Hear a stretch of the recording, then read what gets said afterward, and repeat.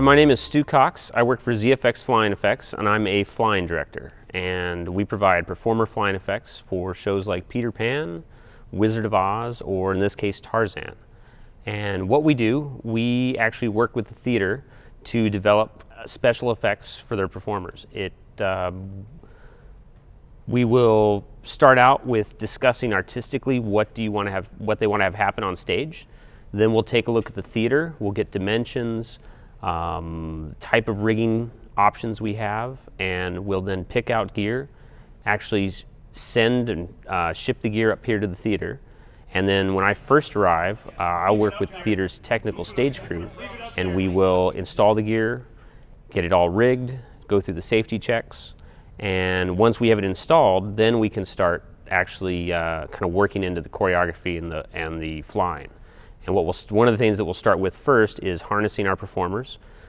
In this show, we're using two different types of harnesses. We have what we call a single point harness.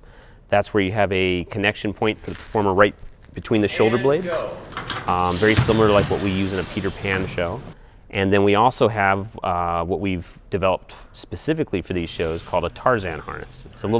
It's closer to like a climbing or rappelling harness, where the performer is going to have it's around the waist, and it has an attachment point kind of here right at the front of the waist. We use different types of harnesses depending on the type of effects we're trying to do. And so different characters such as Tarzan and the apes, they'll be in those Tarzan harnesses, whereas then some of our other characters such as Jane or the leopard, we've got a couple flowers and a butterfly in the show as well, they will be in our single point harnesses. And once we have our actors in harnesses, then we can actually, we'll go through basics. We'll teach performers how to control their bodies in the air, how to create different body positions, different styles of flying. You don't want your apes to look like butterflies and vice versa.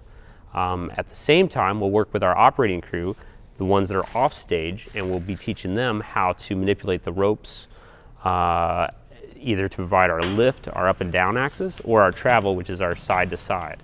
We can combine those to move our performers around in space above the stage how we want to. We always start out slow, we start out low, kind of get everyone through the basics, get them up to speed, and at that point, we can then start actually getting the choreographer and the director's visions into the space up on stage.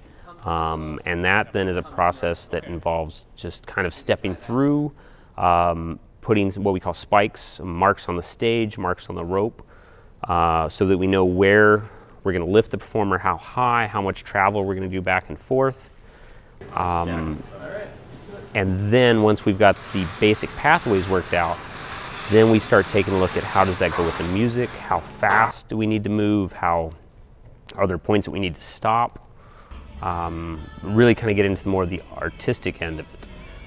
Lastly, once we've got, kind of the path and the time that it's going to happen, we go back to the actors and we have them start working on bringing their character back out.